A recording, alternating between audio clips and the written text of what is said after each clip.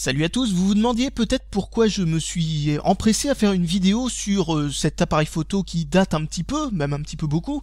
Eh bien c'est tout simplement parce que j'ai acheté ceci. Ceci c'est un Coolpix, un Nikon Coolpix L27 qui est plus ou moins le digne héritier de ce bon vieux Coolpix. Alors celui-là coûtait assez cher, hein. Je l'ai acheté d'occasion dans les 75-90 euros, je sais plus exactement, ça date vraiment beaucoup. Et il coûtait sûrement neuf, plus de 120 euros. Celui-là par contre je l'ai acheté à 47 euros sur Amazon il y a très peu de temps. Je viens de l'acheter en fait, je viens de le recevoir avant-hier. Et cet appareil photo semble particulièrement excellent. Et en effet pour un prix qui est vraiment... c'est rien du tout par rapport à celui-là hein, quand même. Et voilà, bon, c'est vraiment un appareil photo qui est le plus bas de gamme possible, hein. Je crois d'ailleurs que c'était le moins cher qu'il y avait sur Amazon. Malgré tout, il explose complètement la plupart des appareils photo jusqu'à 90 euros, ce qui est assez impressionnant pour un truc aussi peu cher. Alors, voilà ce qu'il a de spécial. Alors, une batterie... qu'est-ce que je raconte? C'est tellement volumineux et lourd, pourquoi j'ai dit une batterie alors que c'était tout simplement une notice? Alors, donc, une notice qui est assez épaisse, mais qui elle est multilingue, hein. Il y a toutes les langues dans la même notice. Il doit y avoir à peu près tout ce qu'il faut pour comprendre comment fonctionne ce truc. Alors comme autrefois, Nikon plutôt, parce que ça vient pas d'Amazon, mais Nikon nous donne cette espèce de papier de garantie qui semble sortir d'une vieille imprimante matricielle, d'ailleurs en parlant de ça, qui fait vraiment rétro, et puis ça m'amuse parce que je trouve ça sympathique et particulièrement... ça me rappelle des vieux souvenirs. Alors donc ensuite, voici un truc... je sais pas trop ce que c'est, sûrement un logiciel encore une fois que je vais jamais toucher sûrement, d'édition d'images ou je ne sais pas quoi, enfin un truc qui va me servir à rien bien entendu. Ah oui d'ailleurs je parlais de batterie parce qu'il y a un truc qui m'a particulièrement amusé et pratiquement indigné, quoi. Enfin, je me suis dit, mais pourquoi ils ont mis ça là-dessus? C'est, regardez, voici le truc qu'il y avait de collé sur le paquet d'Amazon, hein. Vous voyez, c'est le paquet d'Amazon, c'est Amazon qui a collé ça. Ils ont collé un truc disant, ah, attention, il y a des batteries lithium-ion là-dedans, donc si ça coule, surtout n'envoyez pas le colis parce que, oulala, hein, ça peut poser problème ou je sais pas quoi. Alors que dedans, ce n'est pas une batterie lithium-ion. Car oui, cet appareil photo a beau être récent, il a la particularité étonnante de venir avec un câble USB non standard. Non, c'est pas ce que je voulais dire, mais enfin c'est vrai aussi. Il a la particularité étonnante de fonctionner avec deux piles AA, je crois. Oui, c'est ça, c'est des piles classiques, quoi. Oui, c'est ça, oui, c'est des LR6. Donc voilà, ce sont des piles Fujitsu alcalines qui donnent avec, hein. C'est pas des piles rechargeables, hein, contrairement à l'autre. Ils donnent pas non plus le petit chargeur sympathique. Il donne aussi cette espèce de truc, hein, comme d'habitude, hein, pour le mettre au poignet. Ensuite, voici l'appareil photo en lui-même, qui est très léger, mais pas forcément beaucoup plus léger que l'original, enfin que l'autre. Par contre, ce qu'il n'a pas, il a, vous voyez déjà un écran beaucoup plus gros, vraiment beaucoup plus gros, hein, et puis qui a l'air nickel, hein, aussi. Mais il n'a pas le viseur optique, vous savez, pour viser directement avec l'œil, quoi. Ce truc-là, c'est une petite LED rouge pour empêcher, enfin pour permettre d'aider le focus sur les photos ou ce genre de truc. Enfin bon, bref, voilà. Alors il y a une molette de zoom, hein, qui fonctionne comme ça. Vous voyez, c'est un truc comme ça. C'est pas le même système qu'il y avait avant à base de deux boutons. Vous avez bien entendu un bouton pour prendre les photos à deux positions. On appuie dessus une première fois pour faire le zoom, puis on appuie plus fort et ça prend la photo. Un bouton on-off, bien entendu. Il y a aussi le bouton pour enregistrer ici qui permet sûrement pour la vidéo. Là le bouton play qui permet de pouvoir accéder directement à quoi d'ailleurs, directement aux photos pour les lire directement sur l'écran, ce genre de truc. Nous avons un truc multiposition avec OK au milieu, c'est exactement un bouton menu, un bouton corbeille, un bouton je sais pas quoi d'ailleurs, je sais pas trop à quoi sert ce truc. Enfin vous voyez, il ressemble vraiment énormément au vieux Nikon que j'ai, et j'ai déjà foutu une belle empreinte de doigt. Alors là nous avons un truc que l'on peut tirer pour la sortie AV, voilà, sortie AV, mais aussi pour brancher, parce que visiblement le câble AV est pas fourni avec. Non, il est pas fourni avec, il n'y a plus rien dans cette boîte. Donc du coup ça fait aussi le câble USB, bon bah pourquoi pas. Là nous avons sûrement un micro, à moins que ce soit un haut-parleur, à moins que ce soit les deux. Voilà, on a bien entendu de quoi le fixer, un trépied, parce que ça c'est un petit peu indispensable. Non, il doit être là le micro visiblement. Nous avons un trou ici. On voit plutôt mal avec la lumière. Ah, vive l'hiver, on est obligé d'éclairer avec que des lumières artificielles. Et voilà, bah je pense avoir fait le tour. Maintenant, nous avons le coin batterie. Ah oui, d'ailleurs, un truc assez impressionnant, c'est que malgré qu'il utilise deux batteries, enfin deux piles, eh bien, il n'est pas tellement lourd, quoi. Il est pas tellement épais, je veux dire, il est pas lourd non plus, mais bon, malgré les deux piles dedans, hein, quand on met deux piles dedans, le truc reste assez léger. Voilà, comme ça, je rends ma bafouille utile. Il y a marqué Nikon Japon, par contre Made in China, comme tout actuellement, bien entendu, fonctionne à 1 ampère avec 2,4 volts, c'est-à-dire en gros il fonctionne à 1 ampère avec deux piles rechargeables, ce qui veut dire qu'il faut utiliser au maximum deux piles de 1000 mAh. C'est-à-dire qu'en gros on prend des piles rechargeables toutes pourries, ça ne marchera pas.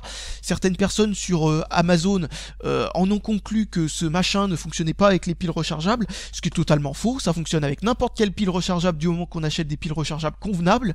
Acheter des piles rechargeables à la con du style des piles 300 mAh ou les fausses 3000 mAh que l'on peut acheter sur eBay de marque BTY ou sans marque, ou encore pire avec des marques que vous connaissez pas, eh bien toutes ces piles là sont tellement pourries qu'elles ne pourront pas le faire fonctionner. Par contre, je vais vous sortir les piles Nikon qui étaient fournies avec mon vieux Coolpix et vous allez voir que ça fonctionne. Alors les voici, donc il y a le schéma comme d'habitude, c'est même exactement la même étiquette hein, pour le schéma que merde, on verra vraiment pas hein, parce que c'est vraiment trop enfoncé, mais il y a une petite étiquette jaune, c'est exactement la même que dans le vieux Coolpix 7600. C'est vraiment, mais on dirait que c'est le même appareil photo, sauf qu'il a un capteur 16 mégapixels au lieu de 7,1. Ou 7 tout court, je sais plus exactement, enfin bon bref, on s'en fout. Et bien, à part ce détail là, ah oui j'ai oublié de mettre une carte SD dedans, mais j'ai oublié de préciser que dedans on peut mettre des cartes SDHC, SDXC ou je sais pas quoi, c'est-à-dire celles qui font 64 Go et plus sont compatibles. C'est-à-dire qu'on peut mettre absolument n'importe quelle carte SD là-dedans, des toutes premières jusqu'aux toutes dernières. Alors pour revenir à la boîte, parce que on a quelques autres trucs à dire là-dessus, nous avons marqué 16,1 mégapixels, zoom 5 fois. Alors c'est un zoom Nikkor, c'est-à-dire un zoom fait par Nikon, contrairement au modèle haut de gamme qui utilise plutôt des zooms faits par d'autres marques, comme je sais plus quelle marque, je sais plus comment ça, si c'est Schneider ou un truc comme ça. Enfin bon bref, c'est une marque de zoom qui est très connue, enfin d'optique. Nous avons un petit écran 2,7 pouces qui fait aussi 6,7 cm, c'est bien, ils ont mis les deux, qui est un LCD classique. Easy Auto Mode, je suppose que ça veut dire que ça fait l'autofocus et tout le bordel de manière très facile. Ça fait des vidéos en 720p, ce qui va mettre plutôt utile à mon avis. Ça utilise des piles standard AA, ce qui est plutôt pas mal parce que franchement je préfère les piles à une batterie toute pourrie que vous n'arriverez pas à changer. Au moins acheter des très bonnes piles rechargeables comme des Eneloop ou des trucs comme ça, et vous aurez sûrement une bien meilleure autonomie que n'importe quel appareil photo numérique premier prix qui utilise des batteries. Et en plus de ça, ça vous permet d'acheter l'appareil photo moins cher. Alors compatible Windows 8, bien entendu compatible Windows 8, hein, on s'en fout, c'est normal, hein, ça utilise le protocole Mass Storage pour le transfert de photos entre l'appareil photo et l'ordinateur, donc du coup ça fonctionne avec Windows, Linux, Mac et sûrement tous les autres systèmes d'exploitation exotiques que vous connaissez même pas le nom. QuickTime, ça me fait toujours autant marrer, je sais pas pourquoi c'est marqué dessus, ça c'est vraiment un fragment du passé, c'est peut-être parce qu'il enregistre en point .mov d'ailleurs, ce qui serait là aussi encore une relique du passé. Digital Optic Corporation, je sais pas ce que c'est. Ensuite il y a marqué que c'est compatible USB 2 bien entendu. SDXC, c'est ce que je te disais, tu sais, genre si je parlais à un pote, mais en fait je parle à internet, donc du coup c'est comme si je vous disais, enfin c'est comme ce que je vous disais, je voulais dire, c'est-à-dire qu'en gros ça fonctionne avec n'importe quoi, des 128 Go, des trucs comme ça, enfin bon bref, on s'en fout, à mon avis 4 à 8 Go, 16 Go maximum suffira largement pour une bonne grande capacité de stockage. Ensuite il y a marqué seulement le câble USB donné avec, je suppose que c'est ce que ça veut dire, est supporté. Donc oui, ça c'est un peu con parce que c'est un port propriétaire, mais après si vous avez paumé le câble, c'est pas grave. Il vous suffit de sortir la carte SD, de la foutre dans un adaptateur SD, et ça fonctionne tout aussi bien. CD-ROM, connexion internet requise pour l'installation. Tiens, ça c'est amusant. Bon, de toute façon on s'en fout, autant utiliser des logiciels libres pour faire l'édition des trucs. Alors, accessoires fournis, une dragonne, deux piles alcalines, un câble USB, un CD du logiciel à la con, un manuel d'utilisation qui est assez épais qu'on a vu juste avant, un papier de garantie, les caractéristiques et l'équipement susceptibles d'être modifiés sans préavis ni obligation de la part du fabricant. Ok, ça veut dire qu'en gros on peut te mettre un 2 mégapixels à la place du 16 mégapixels ou quoi? Je sais pas trop ce que ça veut dire, mais en tout cas, c'est pas le genre de truc que j'aime lire sur les boîtes. Enfin bref. Donc, maintenant qu'il y a des piles là-dedans, on va l'allumer. Ah oui, on va l'allumer, mais on va voir le zoom se déplier. Allez. Ah non, le zoom ne s'est pas déplié parce que visiblement, il faut d'abord mettre la langue. Allez, mettons-le en français. Choisir le fuseau horaire et du... Non, je m'en fous de ça. Non. En mode prise de vue, la commande affiche le menu de sélection de prise de vue. Je sais pas trop si ça veut dire quelque chose. Ah, voilà, l'optique vient de se...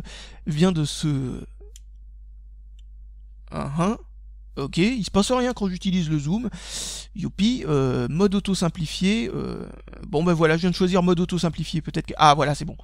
Donc on voit le zoom fonctionner. Il a un bruit de moteur assez...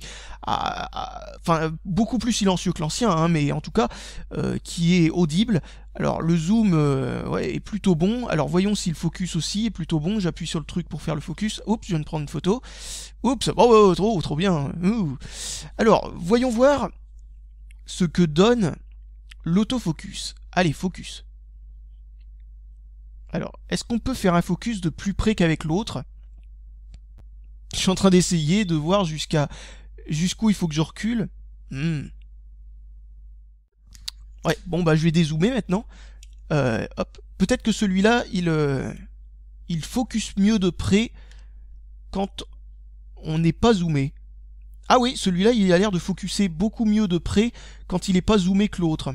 Alors que l'autre, c'était vraiment... Ah ouais, oh, c'est super net sur cet écran, c'est juste impressionnant.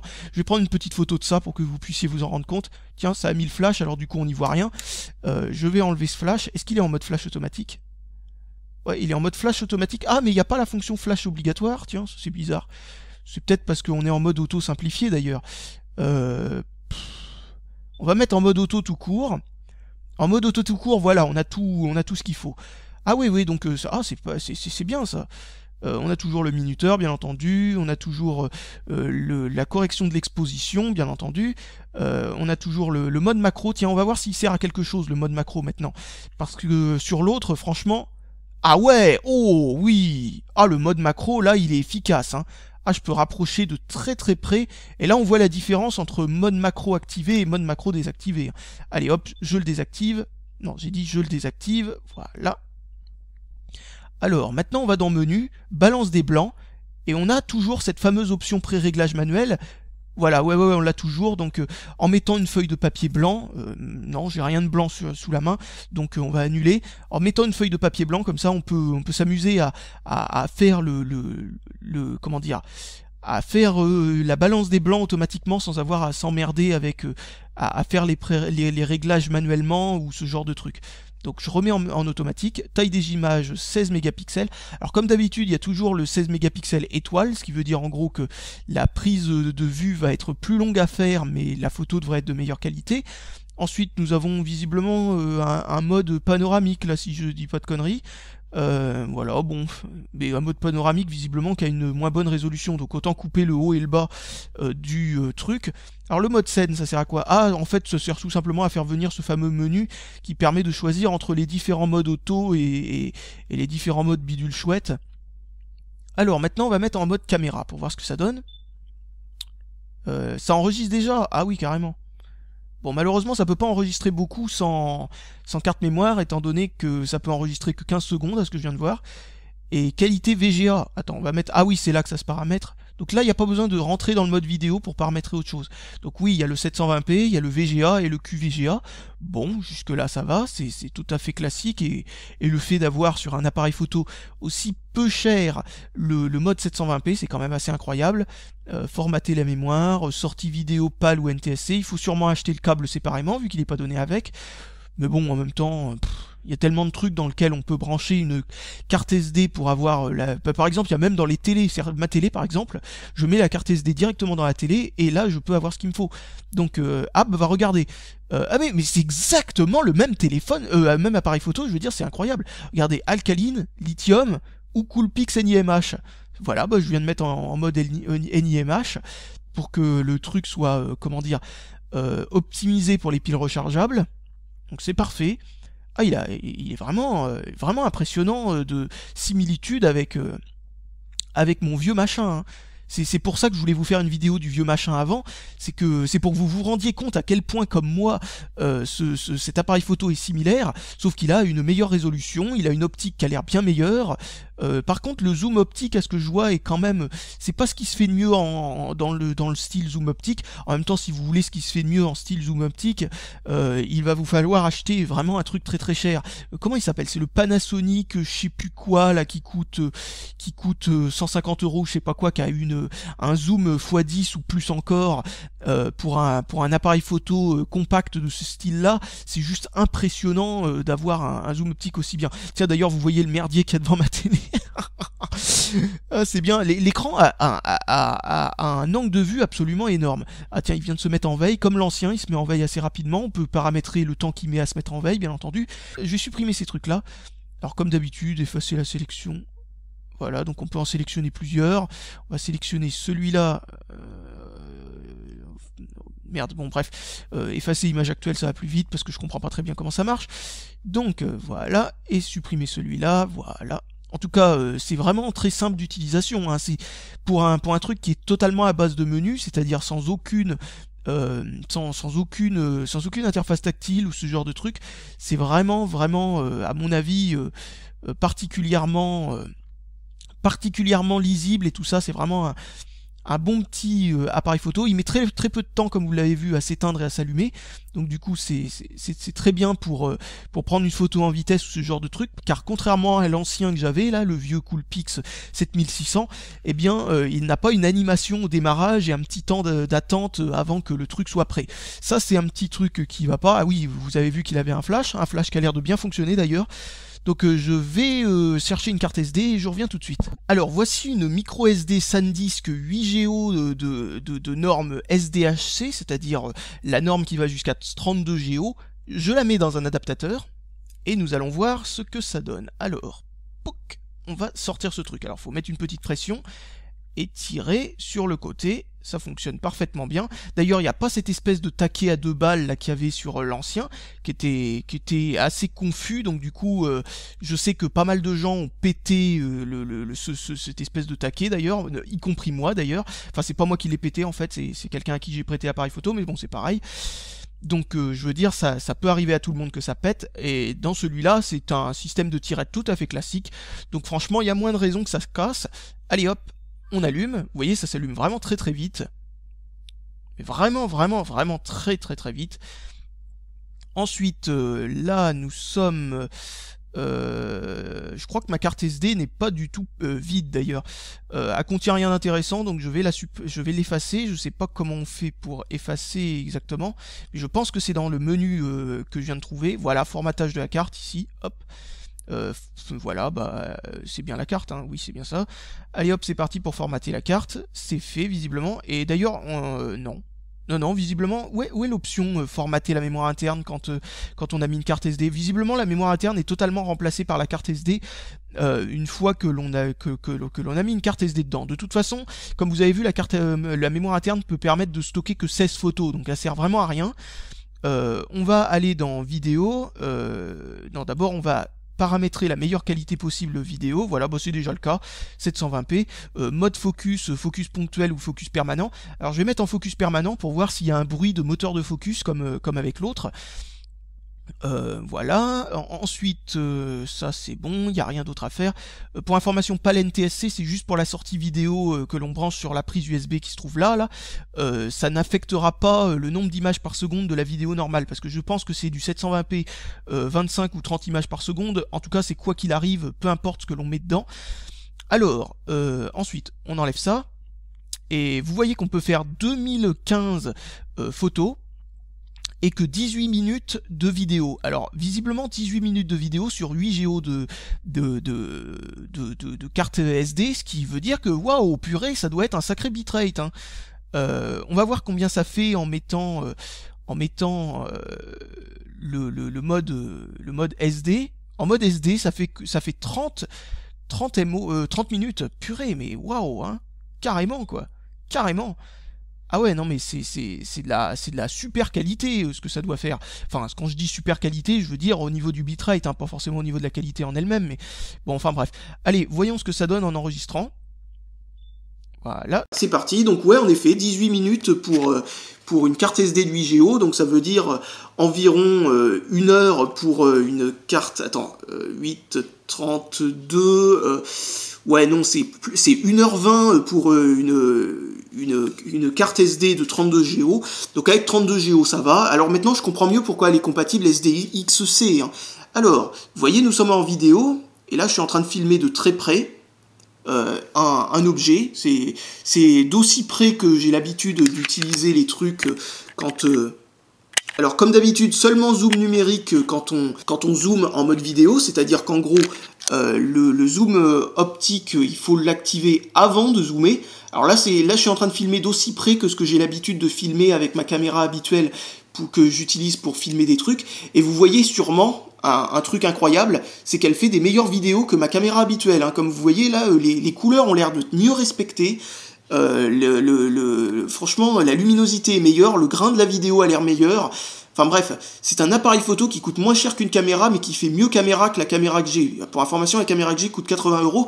Ce petit appareil photo ne coûte que 47, enfin 47 à 55, ça dépend du prix et de la couleur auquel vous l'achetez. Le noir, c'est le moins cher.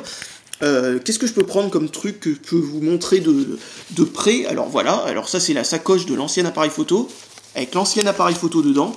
Alors voici l'autre appareil photo, comme vous le voyez. Voilà. Oh, ça rend vachement bien. Je crois que j'ai filmé mes trucs avec ça, si ça continue. Mais il me faudra une carte SD d'au minimum 16 Go, parce que sinon ça va être un peu juste pour stocker des trucs dessus. Voilà, bon bah vous voyez mieux en détail ce truc-là. Oh non, mais elle est incroyable cet appareil photo. J'ai acheté ça pour faire un appareil photo à l'origine. Alors je sais pas ce que vous entendez quand je filme avec ce truc-là, là.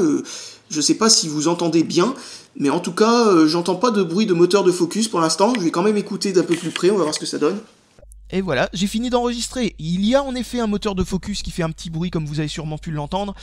Vraiment, ça a l'air de se déclencher moins souvent qu'avec l'autre, quand on met en focus automatique continu. Donc du coup, c'est plutôt pas mal. Mais voilà quoi, c'est...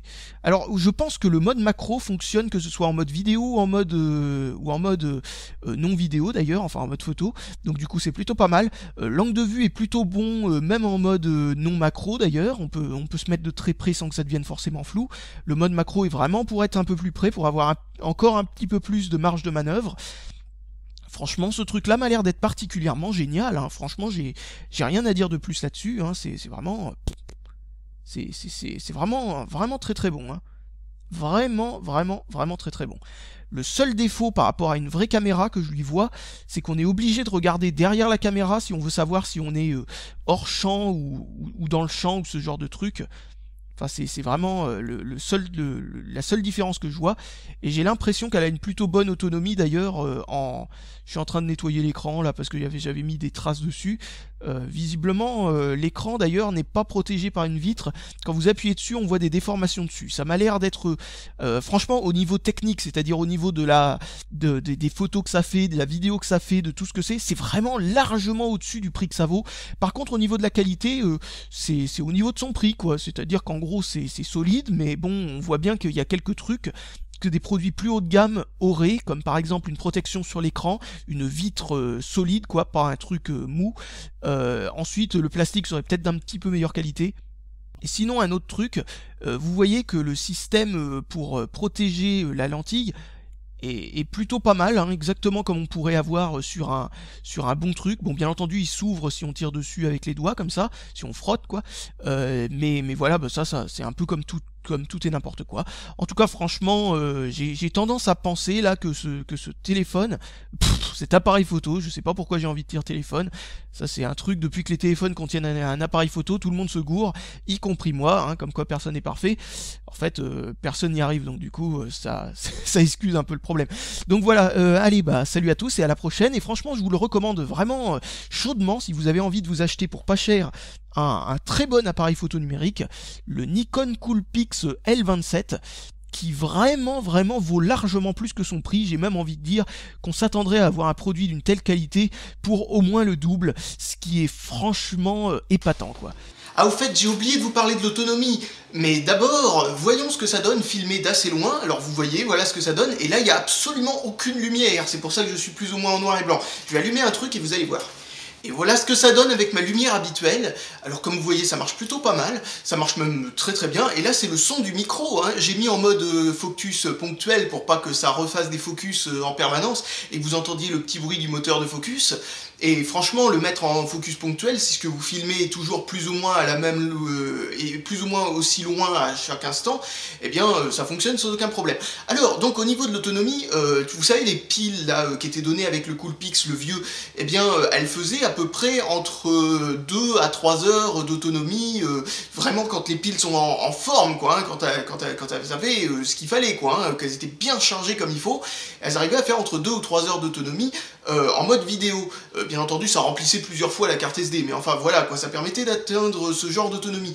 Et bien avec ça, j'ai pas encore vu exactement combien de temps ça durait, mais ça doit être au moins le double, c'est-à-dire entre 4 et 6 heures, et ce sont des piles qui sont assez fatiguées, hein. Ce sont des piles rechargeables qui ont fait un bon nombre de cycles. Donc avec de très bonnes piles rechargeables, il y a de grandes chances que ça fasse 12 heures d'autonomie en vidéo, ce qui est absolument excellent. Donc voilà, bah, je pense que, encore une fois, hein, ne pas hésiter. Et je tiens aussi à préciser une dernière chose, c'est que le téléphone, l'appareil photo, vient de faire son premier crash test.